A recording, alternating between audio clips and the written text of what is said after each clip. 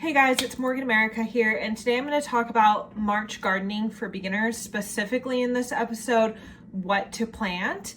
I'm going to go over some of the things I'm going to plant and a recommendation for most zones in the US. And then I'm going to go over what zones are and kind of cover that for those of you who don't know what those are. Now, before I get into it, if you're young and you're trying to learn grandma skills like gardening, baking, cooking, so am I. So this whole channel is filled with DIYs, baking experiments, fails, cooking, like basics cooking. I even have a video on chicken, budgeting, gardening, animal care, all that. So I'm learning it. There are skills that my mom did not teach me that I'm learning. So many of us my age, our generation, we just didn't learn these skills, and now we're kind of stuck scrambling between the economy being so tight and us being shoved consumerism down our throats left and right. So we haven't learned a lot of basic life skills. So if you're learning to be a little more self-sufficient, a little more budget friendly, and kind of just how to adult and get your grandma skills back that we've been doing for thousands of years and suddenly forgot, this is the channel for you. So you can go ahead and like and subscribe.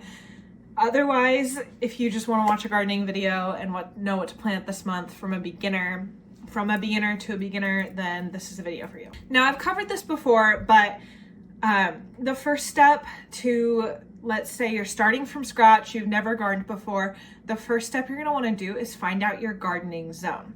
To do that, you can just go to USDA and look up your zip code, and it'll tell you what gardening zone you're in.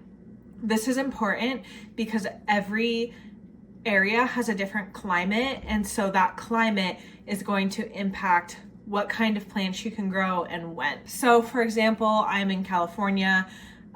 Most of California is a zone 9 or 10. I'm in a zone 9, which means very mild climate. So I can start gardening a lot more things early on, and I have a shorter season when it comes to cold season crops. So we'll go over what cold season crops are too. If you're in a state like Alaska or even just Washington or Montana, your climate this time of year on average is going to look completely different than my climate. So there are different crops that are going to do well, different things you're going to want to try, different methods, so on and so forth. Now, I really like having the skill of growing food in pots. You know, we kind of think of just pots like a place for us to stick our flowers and decorative plants and stuff, but you can actually grow a lot of food in a pot if you just do it right and play around with it. I've done it a couple times. It's different, but if you're in an apartment or you're going to be moving during prime growing season, or maybe it's really cold outside all the time and your plants will do better indoors, then it's good for you to know how to grow these things in a pot and to kind of test it out, fail, see what works, see what doesn't work. So I'm going to go over what I'm growing first this year. It's not a lot since we are moving, and then I will kind of show you guys other recommendations and what I would be growing if we did have more, and what I would be growing if I wasn't moving. Yeah. I'm just gonna start with, these are all my seeds that I've collected, and I just have them in a baggie. And what I do is once a month, I gotta go through them and see if there's anything that can or should be planted now and what to hang on to. I'm going to link in the comments section this downloadable chart you can find at kelloggardens.com, which is a soil company. What's funny is I actually helped make these charts because I used to work for them.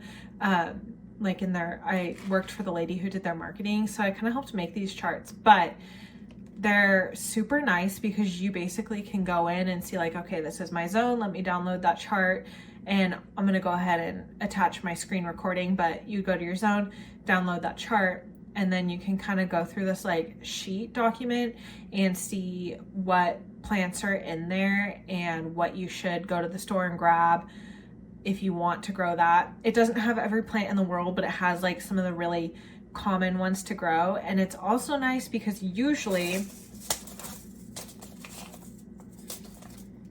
your seed packets will say what to grow and when, but sometimes they don't. This one, it just says cool crop. So that is really nice to have for your zone. It kind of gives you a scientific answer on and kind of allows you to plan ahead. On a side note, Some gardeners will disagree with this, but honestly, you can have most seeds for like a couple of years before they really before they really get too bad to plant. So like most of mine are a couple of years old, and I do like a little bit at a time. Now that being said, the sooner you plant them, once you get them, the better. The higher your chances are of getting a larger like harvest. Definitely seeds that had like a hard 1-year expiration date that grew like when I planted them 4 years later. So nature always finds a way, but for the highest success rate, especially if you're a beginner, the sooner you can get your seeds in the ground, the better. Now, a lot of these for me, I did get last spring, and that's why I still have them. So we're gonna see what actually pops up. And every seed's different. Some seeds like really do have a longer shelf life than others. Like I think sunflowers usually have like a hard expiration, but I have also seen old sunflowers grow, so we'll see. Here's what I'm gonna go ahead and be planting in the bed. We actually are not sure when we're moving. It could be in a month from now. It could be in like 3 or 4 months from now. So I'm kind of playing it by ear when it comes to my gardening, but I'm gonna stick these 2 things in the bed because these should be grown by the time that we're leaving here. These are my Cosmic Purple Carrots from San Diego Seed Company. Now they're specifically grown in San Diego and are acclimated to that climate, but I've noticed most of their stuff does pretty well up here in the Bay Area, and I know sometimes Arizona too. So most California mild climates, San Diego Seed Company is a really good source because their stuff's just acclimated for your area. So this will go in the bed. Hopefully that grows in time. This is Swiss chard. This is another one that should be ready in about 2 months. Hopefully we're not gone by then, but that's okay. The next person can enjoy it. Now that I've talked about what's going into the beds, I'm gonna go ahead and review 4 plants that I'm gonna start in my container garden or in my pots. Now, 3 of these are like vegetables, one of them being a root vegetable. So we are going to go ahead and plant some onions. I'm gonna stick some of these into the beds too because they're actually really good to keep like mice and bugs away. We are gonna grow these in a container. I recommend getting a bigger container and only doing like 1 or 2 at a time. I just have smaller pots, so I'm only gonna do, so what I'm gonna do is sow a few seeds and then thin them out as they get bigger and see what grows. So for me, this one will be experimental. We'll see what happens. The other 2 vegetables are both baby lettuces, and I have done these in pots successfully before. It is different than growing in the garden. I find the pots to be a little bit more time consuming. You just kind of have to monitor it a little bit more, whereas I grow in beds, it's just kind of like. Now let me talk about apartment gardening on the balcony a little bit.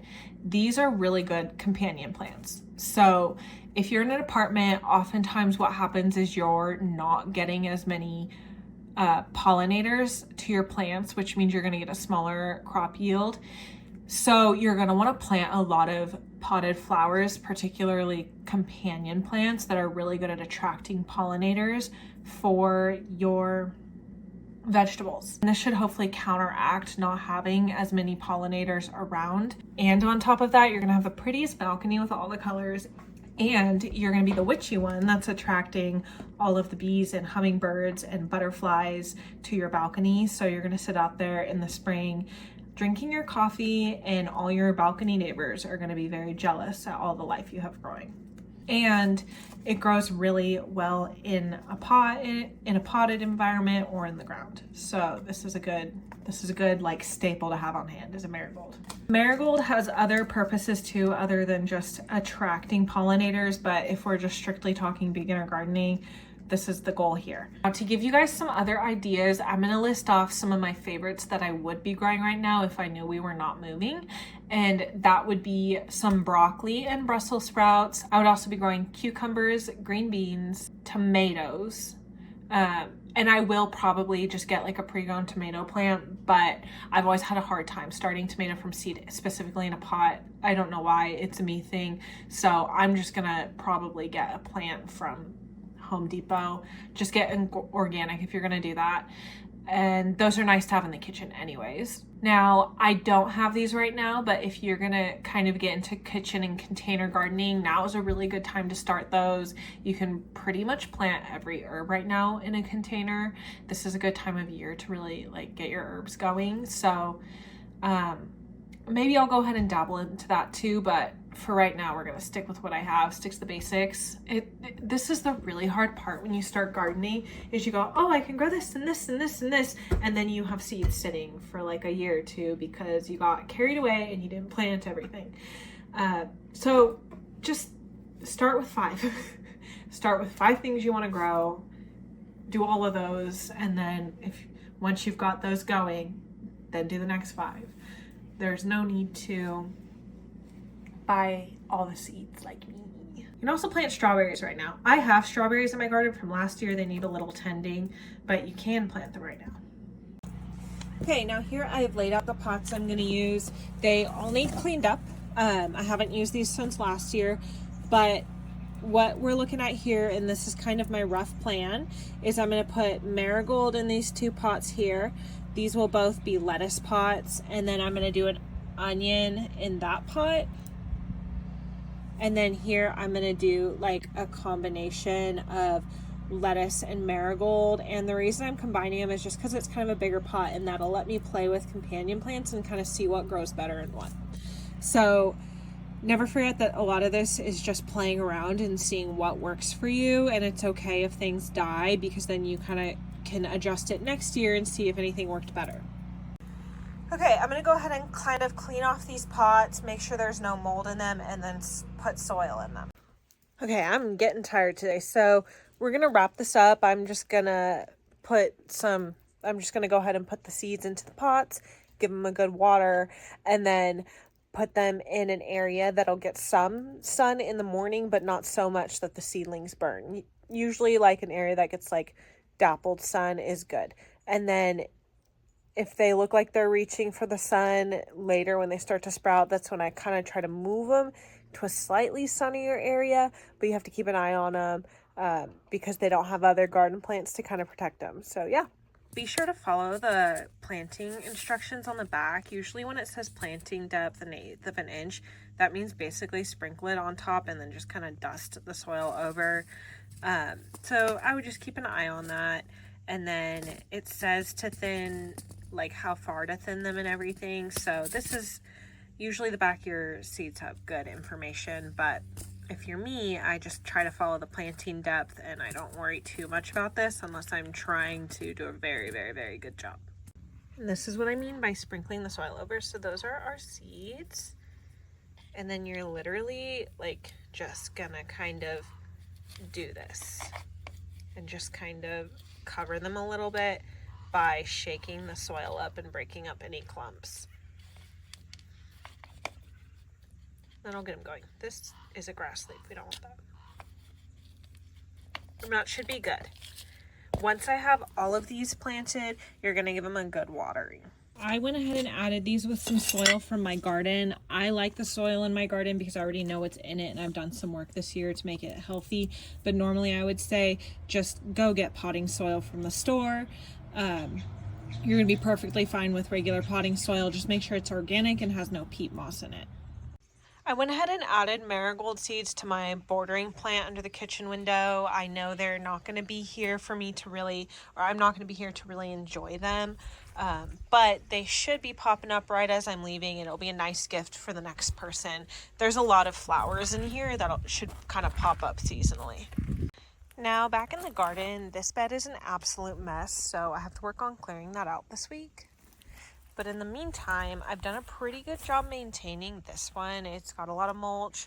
There are a couple weeds I need to pull, but otherwise this is good to start planting in. I'm just gonna clear it up a little bit, clear up a spot over on this side, and I'll plant some stuff. Okay, and with that, my March planting is done. I will now just have this automatic watering on, and the days where it rains a lot, because it is winter, we'll turn it off. But otherwise, this should all be up within 2 months, hopefully right before we leave, so we can take that with us. If not, the next person gets to enjoy it, or we'll give it to the landlord.